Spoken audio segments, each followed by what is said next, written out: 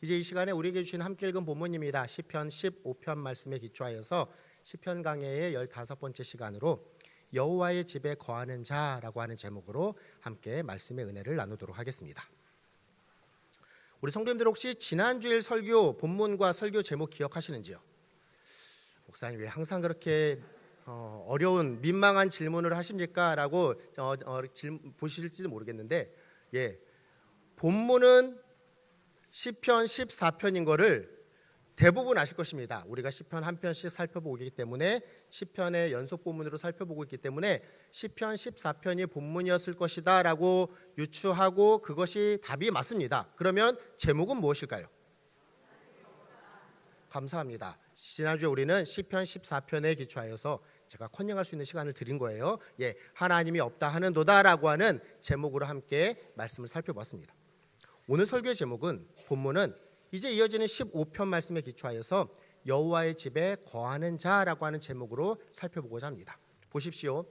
이미 제목에서부터 이 두 내용이 분명하게 대조됨을 살펴볼 수 있습니다. 지난주 설교의 제목이 무엇이었다고요? 하나님이 없다 하는도다 라고 하는 자와 오늘은 여호와의 집에 거하는 자에 대해서 우리가 살펴보고자 하는 것입니다. 시편 14편 하나님이 없다 하는 그 어리석은 자들, 세상 가운데 살아가는 자들과 대조되는 하나님이 계심에 대한 확신 가운데 하나님을 향한 믿음으로 여호와의 집에 거하는 자, 오늘도 이처럼 성전 앞에 나와 하나님과 함께하며 하나님께 예배드리는 자의 모습이 분명하게 대조된다라는 사실을 우리가 배경적으로 함께 살펴보고 있습니다. 결론을 먼저 한 줄로 요약해 볼까요? 사랑하는 성도 여러분, 이처럼 구별된 거룩함의 모습으로 살아가시는 저와 이 자리에 계신 우리 성도님들 되시기를 간절히 소원합니다. 이와 같은 배경을 기억하며 이제 오늘 본문의 내용으로 들어가 보도록 하겠습니다. 본문을 시작하는 1절 말씀 다시 한번 의미를 생각하며 함께 읽도록 하겠습니다. 읽습니다. 여호와여 주의 장막에 머무를 자 누구 오며 주의 성산에 사는 자 누구 오니까? 아멘.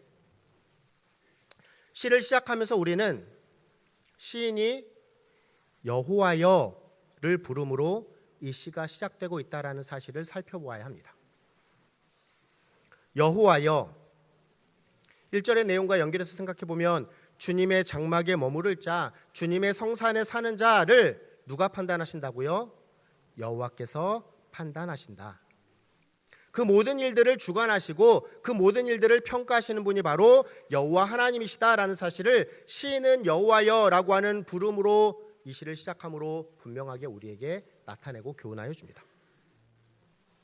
더하여서 그 하나님께서 주의 장막에서 주의 성산에서 드려지는 귀한 의식인 이 예배를 받으시는 주체가 되신다라는 사실 또한 분명하게 드러냅니다. 이 시간 예배로 나아가는 저와 우리 성도님들에게 이 내용이 분명하게 적용됩니다. 우리가 드리는 예배, 즉 우리가 부르는 찬양, 우리가 드리는 기도, 또 이 시간 우리에게 말씀하시는 그 하나님 누구이시다?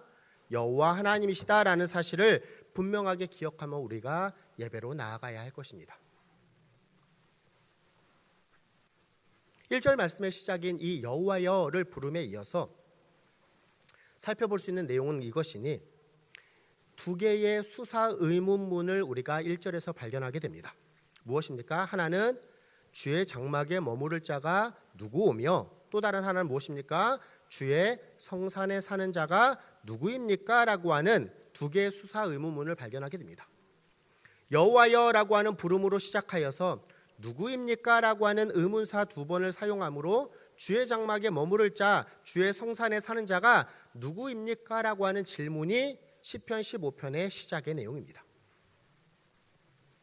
주의 장막은 이스라엘 백성이 광야 생활 가운데 그 여정에 함께하였던 하나님의 임재를 상징하는 성막을 의미할 것입니다. 더해서 주의 성산은 하나님이 계시다라고 일컬어지는 거룩한 산 시온을 의미할 것입니다. 그곳에 이후에 하나님의 성전이 세워지게 됩니다. 결국 시편 15편에서 이야기하는 주의 장막, 주의 성산은 하나님께서 계시는 성전, 하나님이 거하시는 곳을 의미합니다. 그러면 이곳으로 나아가는 자, 이곳에 머무르며 사는 자가 누구입니까? 라고 하는 이 두 가지의 수사 의문문으로 오늘 본문이 시작되고 있는 것입니다. 살펴본 내용에 기초하여서 사실 오늘 우리에게 주신 본문 시편 15편 말씀은 성전으로 나아가는 성전에 입장하는 시임을 우리가 살펴볼 수 있습니다.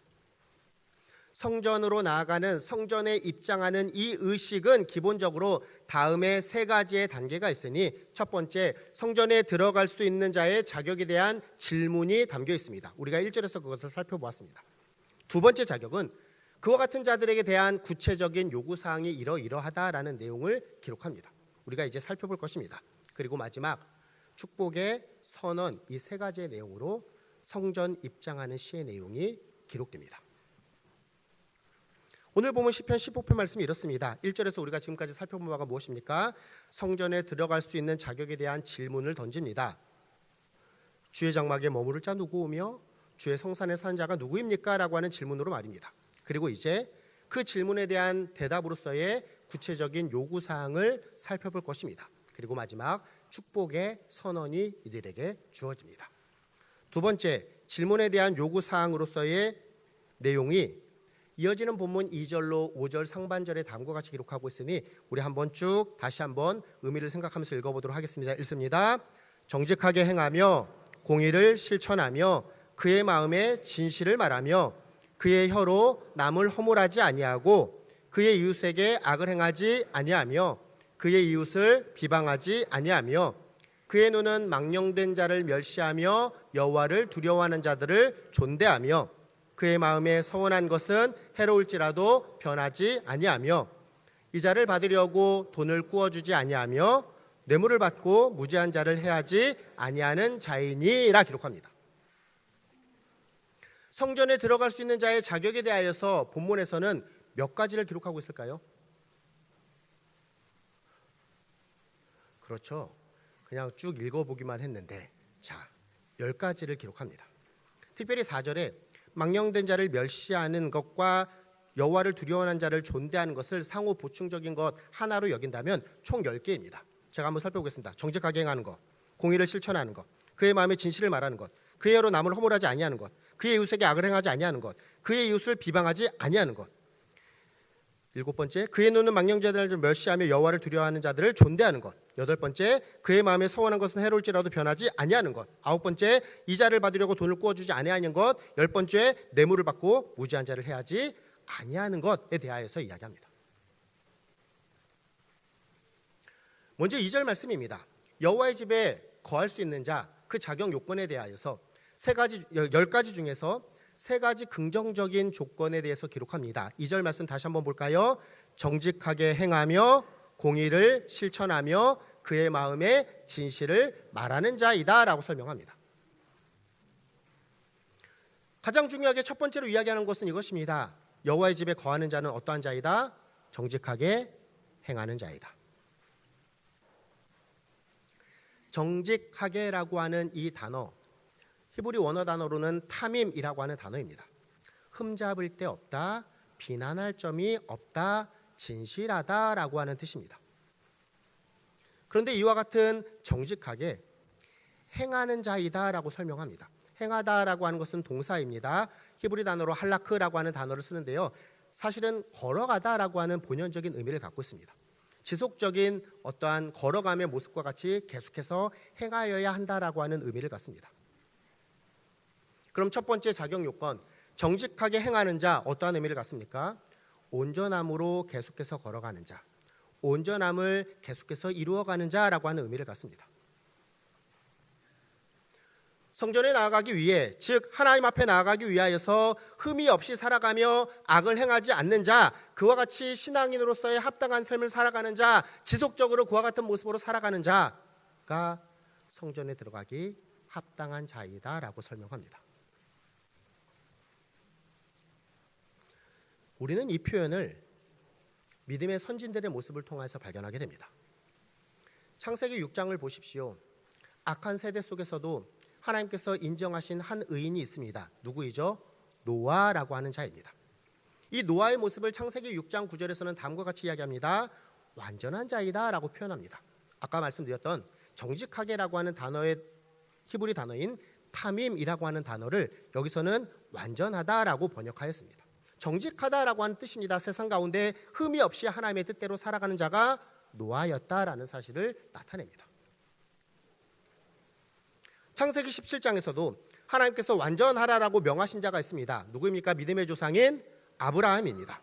이 아브라함 또한 하나님께서 내가 완전하니 너도 완전하라, 탐임이라고 하는 단어로 이 아브라함의 모습을 나타냅니다.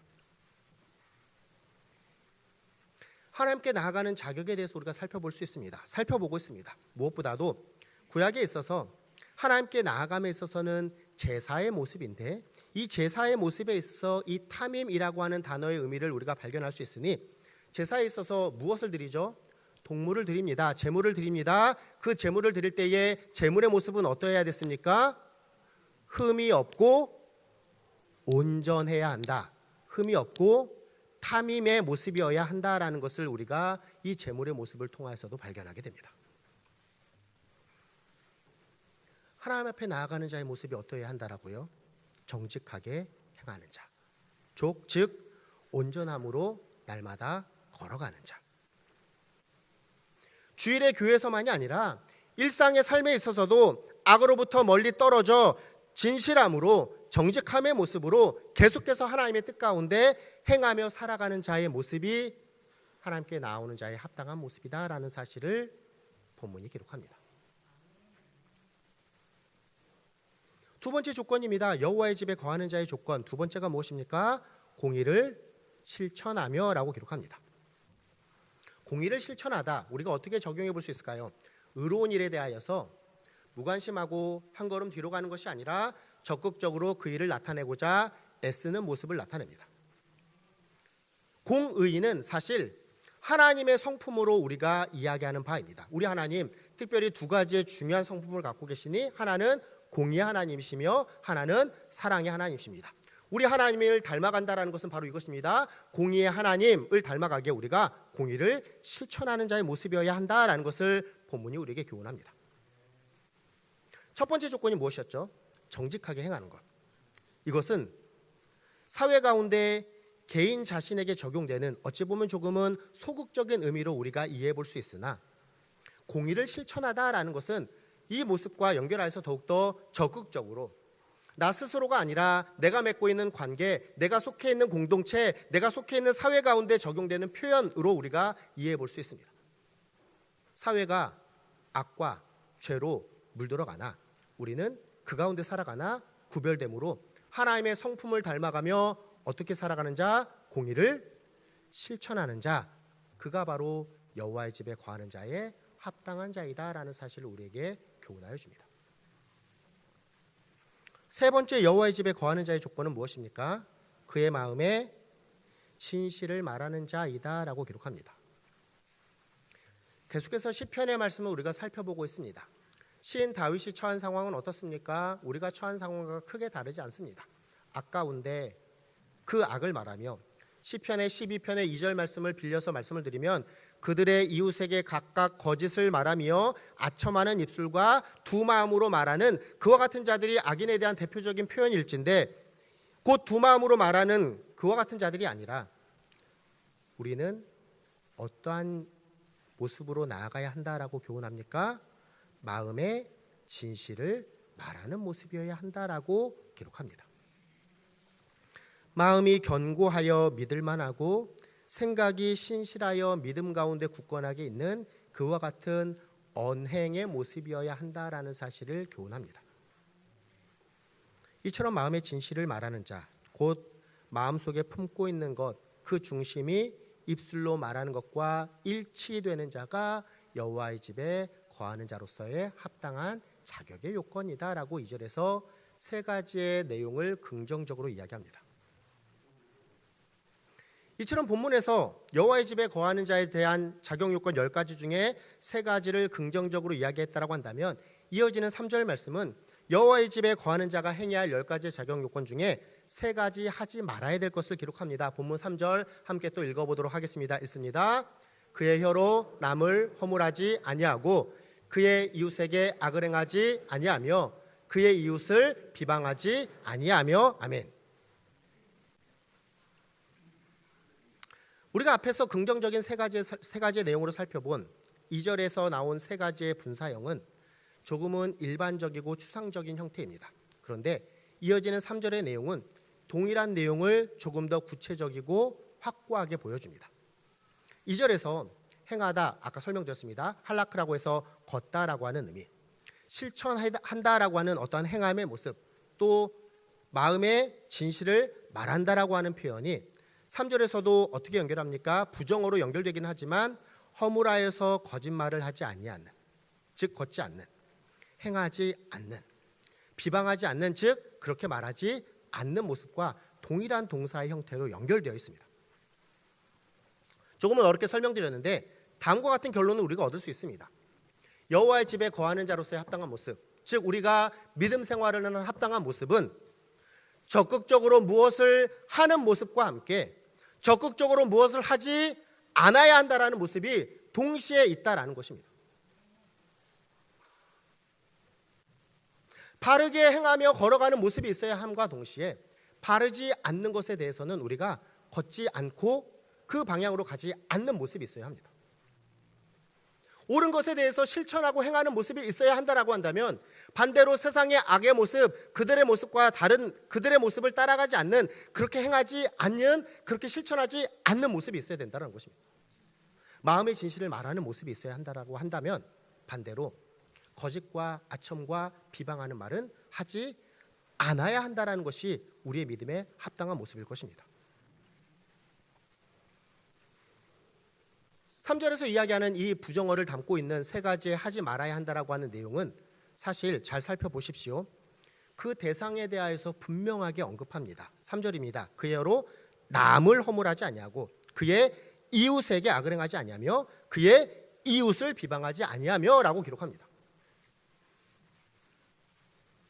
무엇을 설명할까요? 신앙생활이 하나님 앞에서 내가 온전함으로 하나님과의 관계 가운데 살아가는 1차적인 목적이 있으나 이 신앙이 분명하게 나타내는 곳은 우리의 삶의 자리이니 그곳에서 내가 맺고 있는 사회 공동체 관계 안에서 아름답게 이 내용이 실천되고 드러나야 한다라는 사실을 우리에게 교훈하여 줍니다. 남, 이웃, 가까이 살아가는 사이, 마음을 터놓고 얘기할 수 있는 동료와 친구, 심지어는 가족 안에서 우리는 이 가까이 지내는 자들에게 말로나 행위로나 해를 가하는 모습이 아니라 본을 보이는 모습이어야 한다라는 사실을 2절과 3절 말씀에서 연결하여 우리에게 교훈하여 줍니다. 여호와의 집에 거하는 자, 즉 나와 관계 맺는 관계, 내가 속해 있는 공동체, 내가 속해 있는 사회 안에서 흠이 없어야 한다라는 사실을 교훈하는 것입니다. 우리는 이 부분에서 다음에 귀한 주님의 가르침을 생각하게 됩니다. 마태복음 5장 23절로 24절 말씀은 다음과 같으니 우리 함께 앞에 스크린에 있으니 함께 읽어보도록 하겠습니다. 읽습니다. 그러므로 예물을 제단에 드리려다가 거기서 내 형제에게 원망 들을 만한 일이 있는 것이 생각나거든 예물을 제단 앞에 두고 먼저 가서 형제와 화목하고 그 후에 와서 예물을 드리라. 아멘. 하나님께 예배하는 것, 이것이 우리의 삶에 있어서 가장 우선이 되어야 합니다. 그런데 예수님께서는 무엇인가 다른 이야기를 하시는 것 같습니다. 예물을 드리는 모습에 있어서 혹시 형제와의 관계에서 문제가 있으면 그거 먼저 풀고 와서 예배를 드리라라고 말씀하시는 것입니다. 이상하게 들리십니까? 아닙니다. 주님의 가르침입니다. 하나님께 나오는 우리의 모습, 하나님을 향해서 온전한 모습이어야 하나 그 배경에 있어서 일주일간의 삶에 있어서 우리는 신앙인으로서의 합당한 삶을 우리의 삶의 자리에서 이웃과의 관계에서 살아가는 모습이 전제가 되어야 한다라는 것입니다. 일주일간 막 살고 나는 주일이 되었으니 하나님 앞에 온전하게 예배를 드리면서 나아가야겠다라고 하는 것, 주님께서 받으시기에 합당한 예배가 아닐 것이다 라고 주님 말씀하시는 것입니다.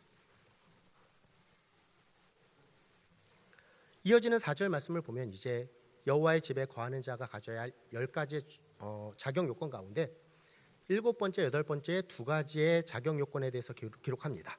7번째 여호와의 집에 거하는 자의 조건은 무엇일까요? 그의 눈은 망령된 자를 멸시하며 여호와를 두려워하는 자를 존대하는 자여야 한다라고 기록합니다. 앞의 내용과 연결해서 생각해 볼까요? 우리가 맺고 있는 남, 이웃, 대인 관계에 있어서 여호와의 집에 거하는 자는 분명하게 구별하고 분명하게 판단해야 한다라는 것입니다. 세상에 망령된 자는 멸시할 줄도 알아야 합니다. 우리가 그들을 닮아가거나 그들과 함께 그 자리에 앉거나 그들과 함께 그 자리를 걸어가는 자가 되어서는 안 된다라는 것입니다. 반대로 여호와를 두려워하는 자는 존대해야 한다라는 것입니다. 존중하며 함께 그 길을 나아가고자 교훈받으며 함께 그 길을 나아가는 모습이 되어야 한다라는 것이죠. 8번째입니다. 여호와의 집에 거하는 자의 조건이 무엇입니까? 그의 마음에 서운한 것은 해로울지라도 변하지 아니하는 자입니다. 서운한 것이 왜 변할까요? 하나님께 약속한 것이 왜 변하는 경우가 생길까요? 자기의 이익이 생각날 때, 세상에 어떠한 더함의 요구가 옳아 보일 때 우리는 하나님과 맺은 언약 약속이 변하는 모습이 생길 수 있는 우려가 있습니다. 여호와의 집에 거하는 자는 어떠한 모습이어야 한다라고 그 자격 요건을 우리에게 교훈합니까? 자기의 이익보다 세상의 어떠한 요구보다 하나님을 향해 한 약속이 더 중요한 것임을 잊지 않고 지키는 모습이어야 한다라는 사실을 우리에게 교훈하는 것입니다. 본문의 마지막 5절 상반절 말씀입니다.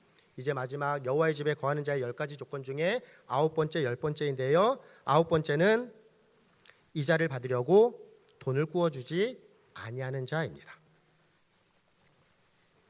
앞의 내용과 연결해 보겠습니다. 8번째는 그의 마음에 서운한 것은 해로울지라도 변하지 아니하는 자였습니다. 즉 자기의 이익보다 하나님을 향한 약속을 더 중요하게 지키는 모습이어야 한다는 것입니다. 그런데 반대로 다음과 같은 자가 있으니 이자를 받으려고 돈을 구워주지 않는 자, 높은 이자를 위해서 오히려 이웃을 더욱더 착취하는 자는 합당하지 않는다라는 것을 연결하여서 교훈합니다. 그리고 마지막 10번째 교훈입니다. 여호와의 집에 거하는 자의 조건이 무엇입니까?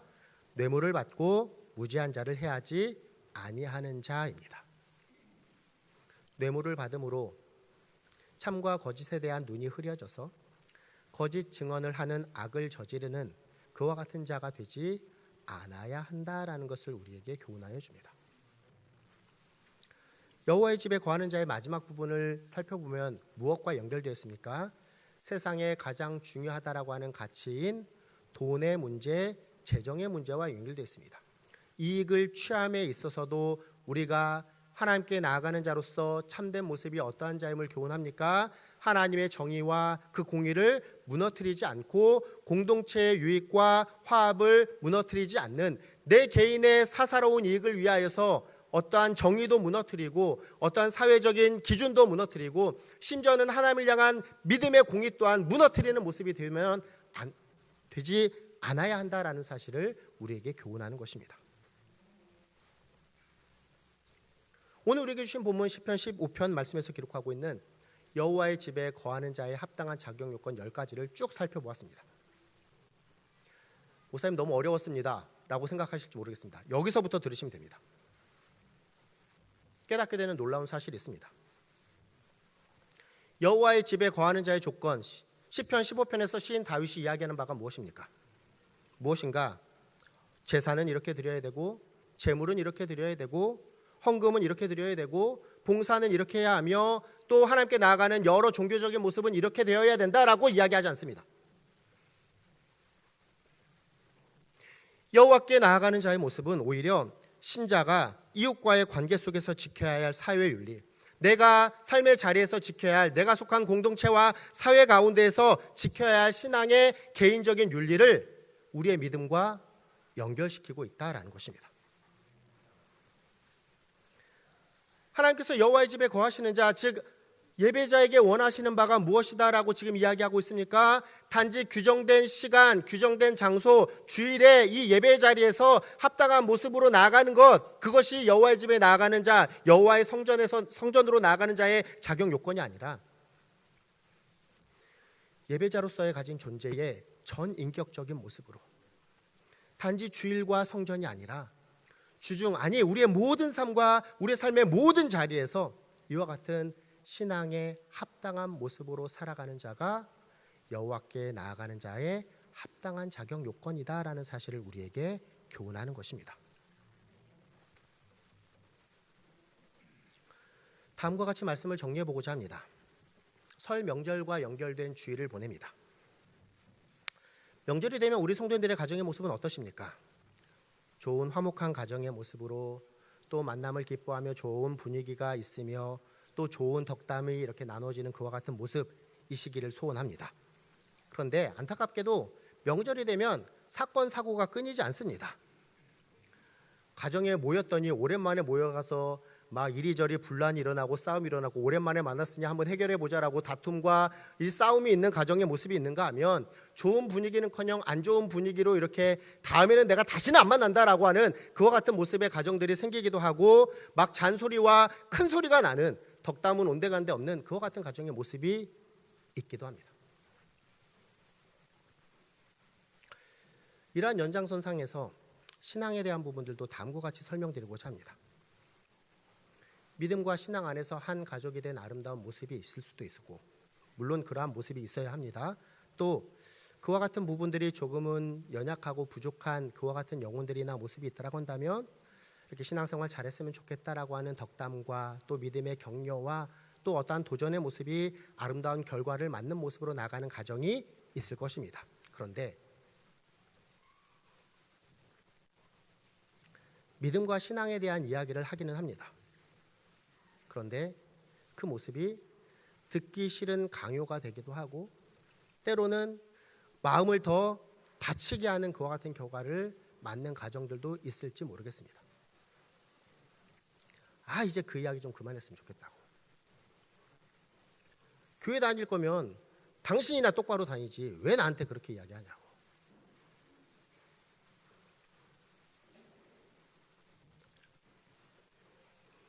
오늘 우리에게 주신 시편 15편 말씀이 이야기하는 바가 바로 이 연결선상에 있습니다. 주의 장막에 머무를 자가 누구며 주의 성산에 사는 자가 누구입니까? 여호와의 집에 거하는 자 누구입니까? 라고 하는 이 질문의 자격 요건 앞에서 참된 성도의 모습을 다음과 같이 교훈하니 예배 한 번도 안 빠지고 헌금 한 번도 안 빠지고 잘 드리고 교회 봉사라는 봉사는 다 하고 이와 같은 자격 요건을 이야기하지 않습니다. 주일에 예배를 잘 드리는 경건한 모습으로 살아가야 한다라고 하는 내용이 아니라 하나님의 성품인 그 정직과 공의와 진실함과 진정한 사랑의 모습이 나의 삶의 자리에서 구체적으로 드러나는 모습으로서의 삶을 살아가는 자가 하나님의 성전에 올라가는 자의 자격 요건이다라고 우리에게 교훈하는 것입니다. 신앙과 삶이 따로 있습니까? 그것이 아닙니다. 삶의 교훈을 넘어 신앙의 모습 또한 단지 어떠한 겉모습으로만 단지 말과 혀의 이야기로만 되는 것이 아니라 삶의 자리에서 구체적인 나의 그 삶의 하나하나의 모습이 믿음에 기초한 신앙에 기초한 삶의 모습이어야 한다라는 사실을 오늘 본문이 우리에게 교훈합니다. 그렇습니다. 우리의 삶이 이처럼 구체적인 삶의 자리에서 하나님의 성품, 정의와 공의와 사랑을 나타낼 때에 우리가 하나님의 참된 백성일 것을 내가 이야기하는 것이 아니라 우리의 가족과 이웃들이 알고 인정하게 될 것입니다. 그럴 때에 우리의 삶을 통하여서 그들이 하나님이 누구신지에 대해서 궁금증도 갖게 되고 하나님을 믿는 자가 저렇게 살아간다라고 하는 하나님에 대해서 알아가기도 하고 결국 그와 같은 자들이 하나님께 나아가게 되며 하나님을 만나게 되기도 하는 것입니다. 이 자리에 계신 저와 우리 성도님들 그러한 어떤 표현이 좋을까요? 하나님의 전도지와 같은 삶을 살아가시는 분들 되시기를 간절히 소원합니다. 새해 들어서 우리가 결심 찬양을 바꿨습니다. 후렴의 내용이 무엇입니까? 하나님의 꿈이 나의 비전이 되는 겁니다. 예수님의 성품이 나의 인격이 되는 것입니다. 그냥 이곳에서 신앙생활 열심히 하겠다라는 것이 아니라 그 주님의 성품을 닮아서 내가 그와 같은 주님의 인격으로서의 삶을 살아가겠다라고 우리가 결심으로 찬양하는 것입니다. 성령님의 권능으로 내가 세상에서는 참 무력하고 힘없고 부족한 자로 살아갈지 모르나 능력이 되어서 살아가는 삶을 내가 살겠습니다라고 다짐함으로 세상 가운데 나아가는 것입니다. 왜? 이곳에서 받은 은혜를 우리가 내 삶의 현장에서 이루는 삶을 살아가겠다라고 다짐하는 것입니다. 저는 아내와 다음과 같은 이야기를 많이 합니다. 신앙이 빛을 발하고 신앙이 정말 아름다운 모습으로 열매를 맺는 것은 어떠한 모습일까? 저는 이 신앙이 인격이라고 하는 그릇에 담길 때에 빛나고 아름답게 열매 맺음으로 나아갈 수 있다라고 생각합니다. 성전 입장 시에 이제 마지막 세 번째입니다. 축복의 권면으로 마무리되니 오늘 보면 시편 15편의 마지막 부분 무엇이라고 기록합니까? 이런 일을 행하는 자는 영원히 흔들리지 아니하리이다라는 축복의 선언으로 마무리됩니다.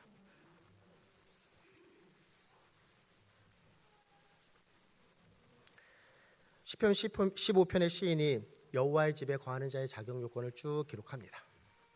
바로 성전으로 나아가기 위하여서 우리 삶의 구체적인 영역, 내 삶의 자리에서 하나님을 그곳에서도 만나는 삶, 그곳에서도 하나님께 영적인 예배를 드리는 삶을 살아가도록 교훈하기 위함입니다. 하나님께서는 제한적으로 우리와 교제하시는 분이 아니십니다. 단지 예배 시간에 우리가 기도를 드리는 시간에만 우리와 교제하시는 분이 아니십니다. 언제 어디서나 우리와 교제하시며 언제 어디서나 우리가 드리는 예배를 받으시며 언제 어디서나 우리가 그와 같은 신앙의 삶을 살아가기를 바라는 분이십니다.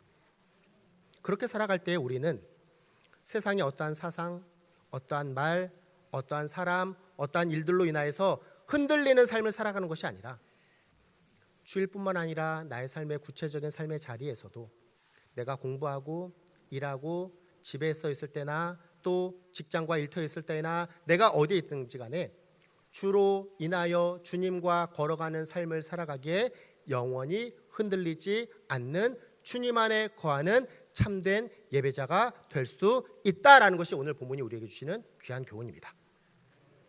귀한 말씀 받았으니 여호와의 집에 거하는 주님 안에 거하는 주를 향한 귀한 믿음을 가진 자로서 나의 모든 삶의 모습을 통하여서 주님의 뜻을 이루며 주께 영광 올려드리는 참된 신앙인으로서의 합당한 삶을 이곳뿐만 아니라 나의 삶의 자리에서도 아름답게 이루어가며 살아가시는 저와 이 자리에 계신 우리 사랑하는 모든 성도님들 되시기를 예수님의 이름으로 부탁드리며 축원합니다. 아멘.